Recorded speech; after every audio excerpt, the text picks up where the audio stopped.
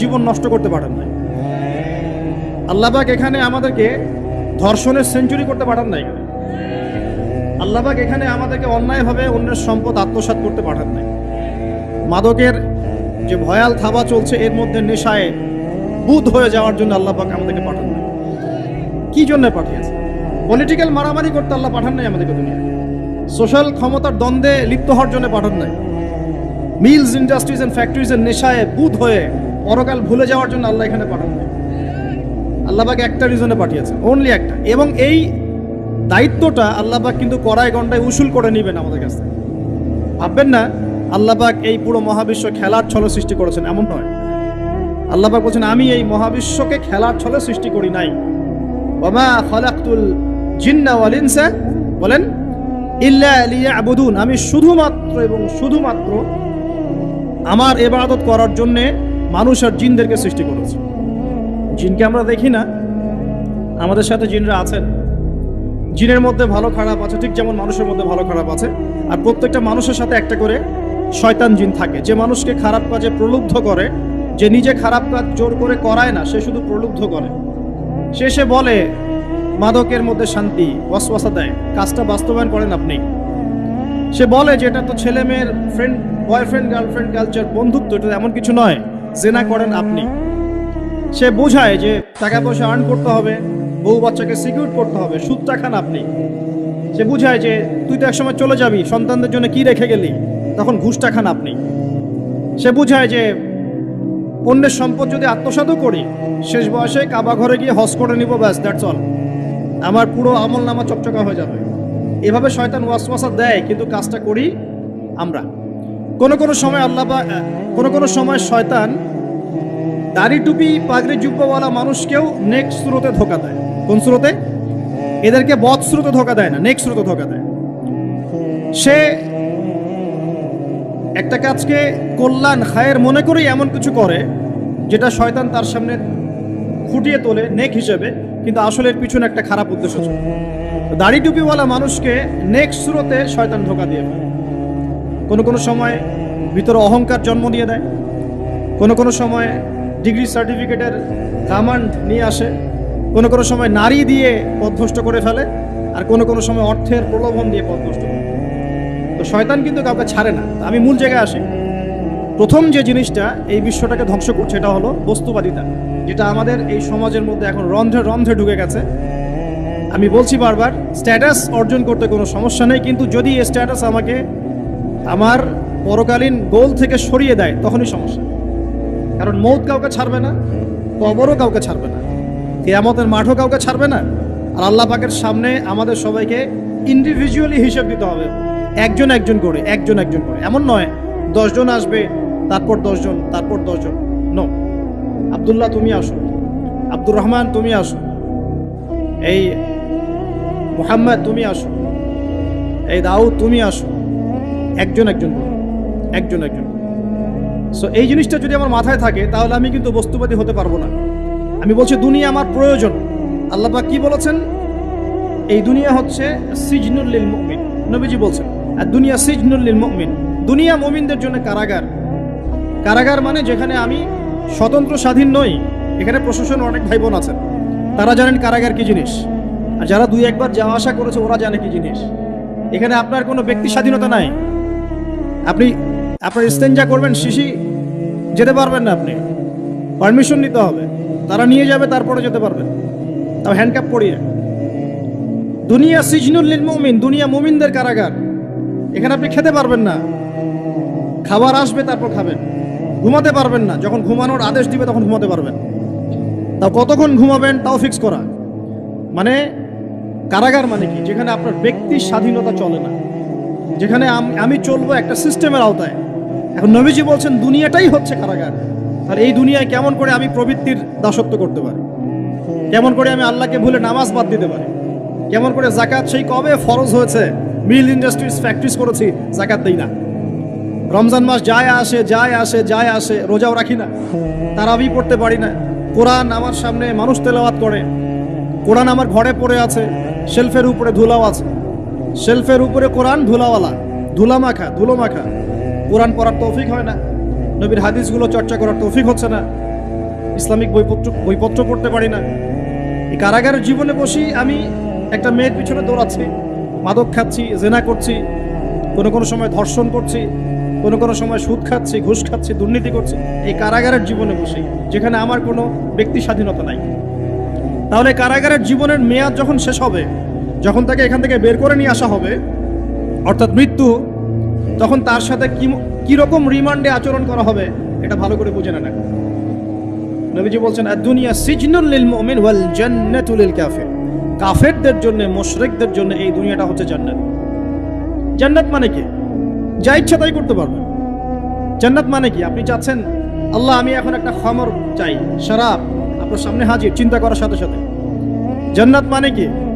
আল্লাহ আমি আপনাকে দেখতে চাই, আল্লাহকে আপনি দেখতে পারবেন। জান্নাত মানে কি?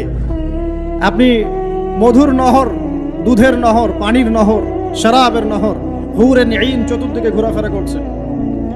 একজন নিম্নমানের জান্নাতি, মানে সবচেয়ে শেষের দিকে যারা জান্নাতে যাবে, তাদের সাথেই দুজন করে হুরে নিঈন, আহাল পরিবার তো আছেই, গিলমান পানপাত্র নিয়ে চারপাশে ঘোরাফেরা করে। জান্নাত মানে কি? যেখানে যা ইচ্ছা তাই করা যাবে, বলার কেউ নাই, বাধা দেওয়ার কেউ নাই, সেখানে কোনো মৃত্যু নাই, সেখানে কোনো অহেতুক কথাবার্তাও নাই, কোনো গাল গল্প নাই, কোনো মিথ্যা নাই, কষ্টের ক্লেশ মাত্র নাই, থুতু ফেলতে হবে না। জান্নাত মানে থুতু ফেলতে হবে না। জান্নাত মানে হাঁচি হবে না, নাক ঝাড়তে হবে না। জান্নাত মানে ইস্তেঞ্জা, পেশাব পায়খানা করার টেনশন নাই। মানুষ খাবার খাবে, একটা ঢেকুর তুলবে, ব্যাস খাবার হজম হয়ে গেছে। আর জান্নাতের সবচেয়ে বড় বিষয়টা কি? আল্লাহ পাককে আমরা এই চোখ দিয়ে দেখতে পারবো। আর তার সমকক্ষ একটা বিষয় হচ্ছে, আল্লাহ পাক বলে দিবেন যে আমি তোমাদের সবার উপর সন্তুষ্ট হয়ে গেলাম, যাও কোনোদিন অসন্তুষ্ট হবে। ব্যাস, দ্যাটস অল। এখন আপনি যত কিছুই করেন এই বস্তুবাদী জীবনে, মনে একটা ভয় থেকে যাবে। আপনি বিশ্ব নেতা হয়েছেন, বড় শিল্পপতি হয়েছেন, পলিটিশিয়ান হয়েছেন, ইকোনমিস্ট হয়েছেন, মনে একটা ভয় থেকে যাবে যে মরতে আমাকে হবেই, আল্লাহ আমাকে ধরবেই, হিসেব আমাকে দেওয়া লাগবেই, কবরে আমাকে একাই যাওয়া লাগবেই, আমাকে কিয়ামতের মাঠে দাঁড়াতে হবে আল্লাহর সামনে। মনে একটা ভয় কাজ করে, যদিও বাইরে মানুষ দেখায় যে কোনো ভয় নাই।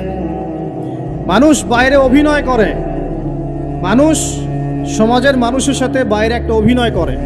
কোনো ক্ষেত্রে আমরা নিজেরাই নিজেদের সাথে অভিনয় করি। কথা সাহিত্যিক হুমায়ুন আহমেদের নাম শুনেছেন? ইন্তেকাল করেছেন। একটা সময় ছিল আমরা স্কুলে পড়তাম, কলেজে পড়তাম, মাঝে মাঝে টুকটাক এ ধরনের কিতাব, বইপত্র পড়া হয়েছে। হিমু, মিসির আলী এইসব পড়া হয়েছে। শরৎচন্দ্র, বঙ্কিমচন্দ্র, রবীন্দ্রনাথ, নজরুলের কবিতাগুলো, ইভেন শেক্সপিয়ার, অ্যাডাম স্মিথ সহ, যিনি অর্থনীতির জনক। যাই হোক, তিনি তার বইয়ের মধ্যে লিখেছিলেন যে এই পুরো দুনিয়াটা হচ্ছে অভিনয়ের মঞ্চ। কথা সাহিত্যিক তিনি বলছেন তার মতো করে, এই পুরো দুনিয়াটাই অভিনয়ের মঞ্চ, আর আমরা সবাই নিজ নিজ জায়গায় অন্যের সাথে অভিনয় করছি। কোনো ক্ষেত্রে আমরা নিজেরা নিজেদের সাথে অভিনয় করছি। তিনি বলছিলেন আমরা সবাই অভিনেতা, আর সবচেয়ে বড় অভিনেতা হচ্ছে পলিটিশিয়ান, কারণ তাদেরকে অনেক বড় মঞ্চ অভিনয় করতে হয়। এটা আমার কথা না, হুমায়ুন আহমেদের কথা, পড়ে দেখেন। তো আল্লাহ পাক পাঠিয়েছেন তার ইবাদত করতে, আর এই বস্তুবাদী জগৎ আমাদেরকে ভুলিয়ে দিল কিভাবে? কয়েকটা প্রলোভন দিল। প্রথম প্রলোভন হচ্ছে টাকা, তারপরে জীবনে কি করব, প্রতিষ্ঠিত হওয়ার চিন্তা, তারপরে চাই আরো চাই, এই একটা আকীদা দর্শন, তারপরে আমার স্ত্রী সন্তান আহাল পরিবারের কি হবে, আর আরেকটা দর্শন আছে, এটাকে বলে চারবাক দর্শন। এবং দুঃখের সাথে বলতে হয়, আমাদের রবীন্দ্রনাথ ঠাকুর কিন্তু এই দর্শনের মানুষ ছিলেন। চারবাক কিরকম? তার কবিতা পড়লে দেখবেন লিখা আছে, দুহাতে যা পাও হাত পেতে নাও, দুহাতে যা পাও হাত পেতে নাও, বাকির খাতা শূন্য থাক, বাকির খাতা শূন্য থাক। ঠিক চারবাক দর্শন। এটা ফিলোসফি পড়েছেন, এখানে অনেক টিচারও আছেন আমি জানি, তারা এই কথাগুলো বুঝবেন। চারবাক দর্শন কেমন? ঋণ করে ঘি খাও, ঋণ করে ঘি খাও, যতদিন বাঁচবে সুখে বাঁচবে, এটা হলো চারবাক দর্শন। তো দুহাতে যা পাও হাত পেতে নাও, বাকির খাতা শূন্য থাক, মিল আছে না? ঋণ করে হলো ঘি খান, যেভাবে হোক ঘি খান, মানে ঋণ করে হলো ঘি খান, যতদিন বাঁচবেন সুখে বাঁচবেন। তাহলে এই দর্শনগুলো বস্তুবাদী না? বুঝতে পারছেন কিনা? মেটেরিয়ালিজম, বস্তুবাদিতা, মানে আপনি চোখের সামনে যা দেখছেন এই দুনিয়া যেভাবে হোক অর্জন করে নেন, বাকির খাতা শূন্য থাক। ইসলামিক কনসেপ্ট এ টোটাল ডিফারেন্ট কনসেপ্ট। ইসলামের ঈমান, আকীদা, ইসলাম, পরকাল, মুহাম্মদ সাল্লাল্লাহু আলাইহি ওয়াসাল্লামের আদর্শ সম্পূর্ণ ডিফারেন্ট। আমরা বলি কি, এই দুনিয়াতে আমরা মুসাফির। দুনিয়াতে আমরা কি? মুসাফির। কে কতদিন থাকবো কোনো ঠিক নাই। নবীজি বলছেন, হে আব্দুল্লাহ বিন ওমর, তুমি দুনিয়াতে মুসাফিরের মতো থাকো। সকালবেলা উঠলে সন্ধ্যার অপেক্ষা করো না, সন্ধ্যাবেলা হলে সকালের অপেক্ষা করো। দর্শনের মধ্যে কত পার্থক্য না? আকাশ পাতাল পার্থক্য না? এখন যদি এই বস্তুবাদী দর্শন দিয়ে আপনি চলাফেরা করেন, তাহলে তো আপনার লাইফের অ্যাম্বিশন হবে একটা ফ্ল্যাট, আর ওটা এনি হাও আপনাকে অ্যাচিভ করতে হবে। Legal way or illegal way আপনাকে অ্যাচিভ করতেই হবে, যেহেতু আপনার মোটিভটা হচ্ছে মেটেরিয়ালিজম, বস্তুবাদিতা। আর নবী সাল্লাল্লাহু আলাইহি ওয়াসাল্লাম কি বলছেন? সকালে ঘুম থেকে উঠলে সন্ধ্যার অপেক্ষা করো না, সন্ধ্যাবেলায় থাকলে সকালের অপেক্ষা করো না। তুমি দুনিয়াতে মুসাফিরের মতো থাকো, তোমার যতটুকুতে দুনিয়া চলে যায় এতটুকুতে সন্তুষ্ট থাকো। নবীজি আরো বলছেন, তুমি কখনো উপরের দিকে চোখ দিয়ে হেঁটো না, রাস্তায় যখন হাঁটবে উপরের দিকে দেখো না, বরং তুমি দেখো যে তোমার নিচে কারা আছে। আবার বলছি, নবীজি বলছেন, তোমরা হাঁটবে যখন রাস্তায় চলাফেরা করবে, তোমাদের উপরের দিকে দেখবে না যে তোমাদের উপরে কারা আছে, অলওয়েজ দেখবা তোমাদের নিচে কারা আছে, তোমাদের চেয়ে খারাপ কারা আছে। এক ভাইকে আপনি দেখবেন আপনি সুস্থ, তার হাত নাই। আরেক ভাইকে দেখবেন আপনি সুস্থ, তার চোখ নাই। এক ভাইয়ের পা প্যারালাইজড হয়ে গেছে, এক ভাইয়ের বডি প্যারালাইজড, একজন হার্টের রোগী, একজন ডায়াবেটিসের রোগী। আপনি সুস্থ আছেন, অথচ ওই ব্যক্তির অনেক টাকা পয়সা আছে, আপনার নাই। এখানে কে ধনী বলেন দেখি? আপনি না সে? আপনার সুস্থতা আছে। আরেক ভাইয়ের অনেক বড় বড় ফ্ল্যাটস, কিন্তু আপনার এতটুকু নাই, ছোট্ট একটা বাসা। আপনার কষ্ট লাগে, আমারও যদি এমন হতো। ওই বাসায় গিয়ে দেখলেন যে ইন্টারনালি সে ব্যক্তি সুখে নাই, তার পরিবারে অশান্তি, তার পরিবারে হৃদ্যতা, ভালোবাসার বন্ধন নাই। আপনার পরিবারে আছে। একটা রিক্সাওয়ালা সারাদিন রিক্সা চালিয়ে 500-1000 টাকা আর্ন করে বাসায় চলে গেল, গিয়ে বাসা আলু ভর্তা, ডিম ভাজা, ডাল দিয়ে ভাত খাচ্ছে, সুখে আছে দিব্যি, বউয়ের সাথে গল্প করছে, চাঁদ দেখছে। আর সেই তো কবে আপনি ওয়াইফ কিনে চাঁদ দেখেছেন ঠিক নাই। আপনি টাকা অর্জন করার নেশায় বছরের পর বছর স্ত্রী থেকে দূরে আছে, দেখারই সৌভাগ্য হয় না। আসলে সুখ কাকে বলে? সুখটা কি জিনিস? ঢাকাবাসীকে সুখ বোঝানো দরকার। সুখটা কি জিনিস? সুখটা হচ্ছে ইন্টারনাল পিস। যখন আপনি বা আমি নিজেকেও বলছি, যখন আমরা আল্লাহকে পাবো, আল্লাহ পাকের ইবাদতের মধ্য দিয়ে, রাসূলের সুন্নতের মধ্য দিয়ে অল্পে তুষ্ট থাকতে পারবো, যা আছে এতে শুকরিয়া আদায় করব, আপনি কেউ নাই দুনিয়াতে। কিন্তু বস্তুবাদিতা আপনাকে এই আকীদা আদর্শ থেকে সম্পূর্ণ ডিমোটিভেট করে দেবে। আপনাকে খালি চাই আরো চাই। ওই যে দু হাতে যা পাও হাত পেতে নাও, বাকির খাতা শূন্য থাকার। আমাদের দর্শন দু হাতে যা পাও হাত পেতে নাও না, বরং দুনিয়াতে যতটুকু পাও এতটুকুতে সন্তুষ্ট থাকো, বাকির খাতা শূন্য থাক না, বাকির খাতা পূর্ণ হোক। মানে পরকালটা বাকির খাতা না, ওই পরকালের বাকির খাতাটা পূর্ণ হোক। প্রয়োজনে দুনিয়ার সব চলে যায় যাক, প্রয়োজনে দুনিয়ার সব যদি চলেও যায় যাক, তারপরে বাকির খাতা কি হোক? পূর্ণ হোক। এটাই আল্লাহ রাব্বুল আলামিন সূরা আ'লার মধ্যে বলছেন, বাল তুসিরুনাল হায়াতাদ দুনিয়া, তোমরা এই দুনিয়ার জীবনটাকেই প্রাধান্য দিয়ে থাকো। ওয়াল আখিরাতু খায়রুন ওয়া আবকা, কিন্তু আখিরাত হচ্ছে সবচেয়ে উত্তম এবং চিরস্থায়ী। তো প্রিয় ভাই এবং বোনেরা যারা আলোচনা শুনছেন, আজকে আমাদের প্রথম সবক হওয়া উচিত দুনিয়ার নেশায় আমরা না পড়ি। আল্লাহ পাক আমাদেরকে তৌফিক দান। এর মানে এই না আমরা দুনিয়ার প্রোগ্রেসে যাব না, অবশ্যই যাব, আমরা অবশ্যই যাব। পুরো নেশন, জাতিগতভাবেই আমাদেরকে এই ওয়ার্ল্ডের সমকক্ষ তো হতে হবে, হবে কি না? আমরা কি ওয়ার্ল্ডের সমকক্ষ হতে পেরেছি? আপনাদের কি মনে হয় যে মিলস, ইন্ডাস্ট্রিজ, ফ্যাক্টরিজ, সেতু, ফ্লাইওভার এইগুলো করলেই মনে হয় যে ওয়ার্ল্ডের সমকক্ষ হওয়া যায়? প্রত্যেক জনগণ ভিতর থেকে সুখী কিনা, তাদের অন্ন, বস্ত্র, চিকিৎসা, শিক্ষা, বাসস্থান, এই যে মৌলিক চাহিদা, বেকারত্ব ঘোচানো, 3 বেলা খেয়ে পরে বাঁচা, জীবনের অধিকার, সিকিউরিটি, এই জিনিসগুলো আমাদের নিশ্চিত হচ্ছে কিনা, এটা হচ্ছে আপনার উন্নতির মানদণ্ড। উন্নতির মানদণ্ড কি? আমরা এখন যেখানে আছি না, 1776 সালে অ্যাডাম স্মিথ তার চেয়ে আগের জায়গায় ছিলেন। 1776 সালে অ্যাডাম স্মিথ একটা বই লিখেছেন, তার নাম হচ্ছে যে দ্য ওয়েলথ অফ নেশন, এই কিভাবে একটা রাষ্ট্রের ওয়েলথ ফাংশন করে। ওই 1776 সালে তিনি যে চিন্তাগুলো করেছেন, এখন পর্যন্ত আমরা সেই চিন্তা বাস্তবায়ন করতে পারি নাই। 1776 সালের চিন্তা, কিন্তু ওই চিন্তা বাস্তবায়ন করেছে পশ্চিমারা। পশ্চিমা সভ্যতা যেটা আপনি দেখছেন দাঁড়িয়ে আছে, এই একটা বইয়ের উপর দাঁড়িয়ে আছে। যেমন একটা এক্সাম্পল দিই, আলোচনাটা কঠিন হয়ে যাবে, অন্যদিকে যাব। আমরা মনে করি যে অর্থনীতি আমরা নিয়ন্ত্রণ করব, ঠিক আছে, অর্থনীতির পুরো বিষয়গুলো আমরা নিয়ন্ত্রণ করে আমরা সমৃদ্ধি নিয়ে আসবো। আসলে বিষয়টা কি জানেন? অর্থনীতির নিজের একটা ফ্লো আছে, ও নিজেই নিজেকে নিয়ন্ত্রণ করে, এবং তার উপর একটা ইনভিজিবল হ্যান্ড থাকে, অদৃশ্য হাত, যেটা আমরা বলি আল্লাহ রাব্বুল আলামিন। আল্লাহ রাব্বুল আলামিন এই পুরো অর্থনীতিকে নিয়ন্ত্রণ করে। আমরা যখন সেটাকে ইন্টারফেয়ার করতে যাব, তখন ইকোনমি কলাপস করে যাব। এই যে করছে কলাপস। আরো ব্যাপার আছে, শুধু ব্যবসা, অর্থনীতি, এক্সপোর্ট ইম্পোর্ট, এগুলোকে তিনি জাতির মানদণ্ড বলতেন না। তিনি বলতেন যতক্ষণ পর্যন্ত জাতির প্রত্যেক ব্যক্তির মধ্যে এথিক্স না আসবে, নীতি যতক্ষণ পর্যন্ত না আসবে, আপনি করাপশন থামাতে পারবেন না। তাই হয়েছে না? শুধু ব্যবসা না, আদর্শ কতটুকু আছে? এই যে আপনি দেখছেন বিভিন্ন জায়গায় ভেজাল খাবার খাওয়াচ্ছে, ওদের কি টাকার অভাব আছে? ওদের টাকার কিন্তু অভাব নাই। নেম ফ্রেমের কোনো ঘাটতি আছে? এস্টাবলিশড বিজনেস, তাহলে কেন আপনাকে ভেজাল খাওয়াবে? কারণ তার মধ্যে এথিক্স নাই, নীতি নাই। এই জন্য জাতির প্রত্যেক সদস্যকে, মানে প্রত্যেক জনগণের প্রত্যেককেই আগে নীতিগত শিক্ষা দেওয়া উচিত। আর এই কাজটাই করে ইসলাম। বলে সুবহানাল্লাহ। এই এথিক্স এবং নীতি শেখায় কে? ইসলাম। ইসলামের চেয়ে সার্বজনীনভাবে এবং যুগোপযোগীভাবে কেউই এথিক্স শেখাতে পারবে না। কাগজে কলমে অনেকে অনেক কথা বলতে পারে, প্র্যাকটিক্যালি শেখাবে কে? ইসলাম। এখন বলতে পারেন তাহলে মুসলিমদের মধ্যে দুর্নীতি কেন, মুসলিমদের মধ্যে কেন এই সমস্যাগুলো হয়? উত্তর একটাই, ওই যে স্যার বলে গেলেন, আমি বিভিন্ন ওয়াজে যে এক এক জায়গায় এক এক কথা বলে।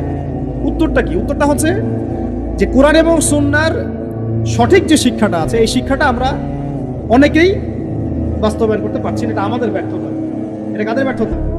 এটা আমাদের ব্যর্থ। এখানে আমাদের ব্যক্তির স্বার্থ থাকতে পারে, এখানে আমার জ্ঞানের স্বল্পতা থাকতে পারে, আমার ভিতরে অহংকার থাকতে পারে, বা আমি অল্প শিক্ষিত হতে পারি, এবং এমন হতে পারে আমার জ্ঞানটা যুগোপযোগী না। ইসলামিক জ্ঞান আমার মধ্যে আছে, কিন্তু কিভাবে এই জ্ঞান দিয়ে ওয়ার্ল্ডকে ডিল করবো, এই জ্ঞানটা আমার মধ্যে নেই। এই কারণে আমরা হয়তোবা ইসলাম, কোরআন সুন্নাহ হাতে থাকার পরেও এই সমস্যাগুলো ফেস করছি। প্রথম সমস্যা হচ্ছে বস্তুবাদিতা। আল্লাহ পাক আমরা সবাইকে, যারা আলোচনা শুনছি, দুনিয়ার প্রেমিক হওয়া থেকে বাঁচাক বলি আমি। দুনিয়ার প্রেমিক না, প্রেমিক হবো কার? আল্লাহর, আখিরাতের। কতটুকু দাম আছে দুনিয়ার? আল্লাহ পাক বলছেন একটা মাছির পাখার সমানও না। একটা মাছির পাখার কি দাম আছে আপনার কাছে? আল্লাহ পাক বলছেন পুরো দুনিয়ার দাম আমার কাছে যদি একটা মাছির পাখার সমান হতো, তাহলে এই দুনিয়াতে কোনো কাফের মুশরিক পানি পান করতে পারত। তার মানে এই দুনিয়াতে যা করো করো, আমার তো কোনো দামই নাই দুনিয়া। কালকেই তো আমি দুনিয়া ধ্বংস করব। আর ওই যে দুই জাতির কথা বললাম, জিন এবং মানব জাতি, আপনারা সূরা আর রহমান পড়বেন। রহমান নামটা অনেক ব্যাপক, দয়াময়ের নাম, তার মানে আল্লাহ পাক মার্সিফুল, মোস্ট মার্সিফুল। কিন্তু এই সূরা আর রহমানেই একটা ভয়ঙ্কর আয়াত আছে, কি? সানাফরুগু লাকুম আইয়ুহাস সাকলান। হে মানুষ এবং জিন, হে মানুষ এবং জিন, শীঘ্রই আমি তোমাদের দুইটা জাতিকে ডিল করার জন্য ফারেক হচ্ছি, অপেক্ষা করতে থাকো। মানে আল্লাহ পাক কুল্লা ইয়াউমিন হুয়া ফি শাআন, মানে আল্লাহ পাক কি করেন? সব সময় তার কাজে ব্যস্ত আছে। মহাবিশ্বের তো গ্রহ, নক্ষত্র, গ্যালাক্সির অভাব নাই, মাখলুকের কোনো অভাব নাই। আল্লাহ পাক প্রত্যেকটা মুহূর্তেই তার কাজে ব্যস্ত আছেন, তার কাজে শানে ব্যস্ত আছেন। কিন্তু এই ব্যস্ততা থেকে ফারেক হবেন কাদের জন্য? মানুষ আর জিনের জন্য। মানুষ আর জিনের জন্য আল্লাহ পাক বলেন সানাফরুগু লাকুম আইয়ুহাস সাকলান। দাঁড়াও, দুনিয়ার মধ্যে এই সব করে বেড়াচ্ছ, তোমাদের দুই জাতির জন্য আমি অচিরে ফারেক হব ইনশাআল্লাহ। ওইটাই হলো কিয়ামতের দিন। যদি ওই দিনটা আমরা মাথায় রেখে চলি, ইনশাআল্লাহ আমরা কেউ বস্তুবাদী হব না ইনশাআল্লাহ। আল্লাহ পাক আমাদের সবাইকে দুনিয়া মুসাফিরের মতো থাকার তৌফিক দান করুন।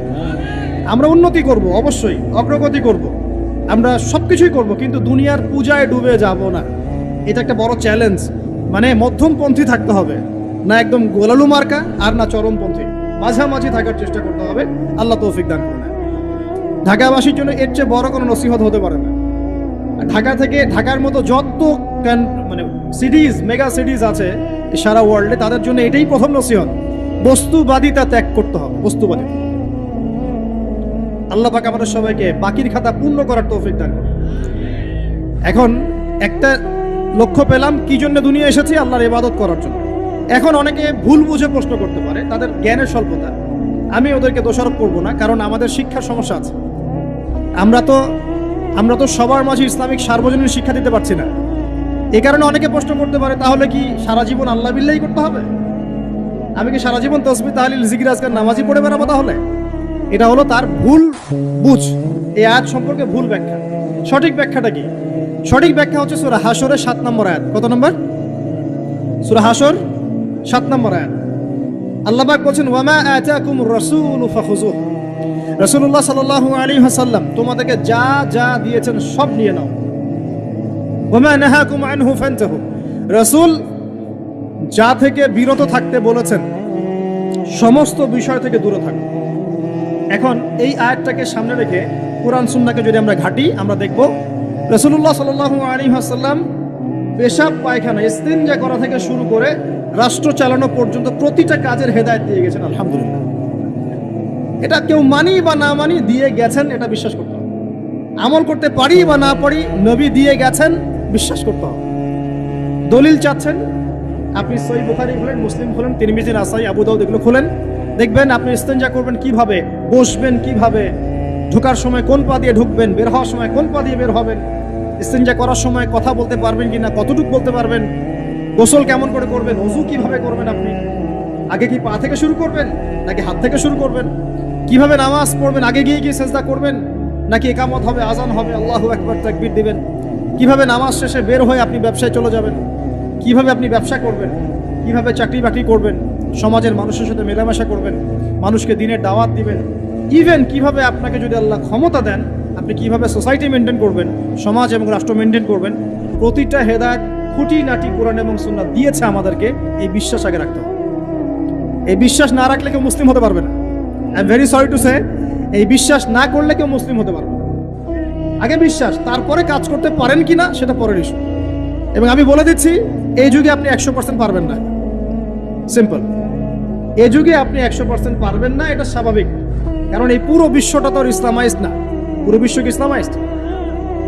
বরং পুরো বিশ্বটা কুফরের উপর আছে। কিসের উপর আছে?